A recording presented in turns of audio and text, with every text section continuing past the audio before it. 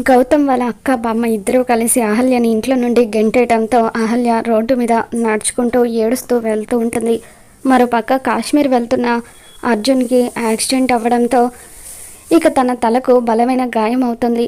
అటువైపుగా వెళ్తున్న అహల్య అక్కడ జనాలందరూ కూడా గుమ్మిగూడటంతో ఏంటా అని చెప్పి చూసేసరికి అర్జున్కి యాక్సిడెంట్ అవ్వడం చూసి ఒక్కసారిగా షాక్ అవుతుంది. తర్వాత అహల్య అక్కడున్న వాళ్ళందరినీ కూడా సాయం చేయమని అడుగుతూ ఉంటుంది.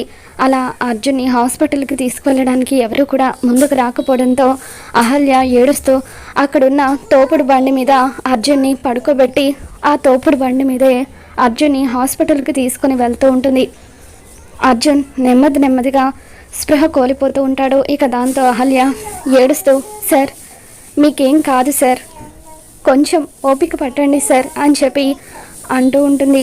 మరి అర్జున్ని అహల్య కాపాడడంతో ఇప్పటికైనా సుభద్ర అర్జున్ ఇద్దరు అహల్యని క్షమించి తనని సపోర్ట్ చేస్తారా? ఏం జరగబోతుందో మళ్ళీ మన ఛానల్లో తెలుసుకుందాం. ఈ వీడియో మీకు నచ్చినట్లయితే లైక్ చేయండి.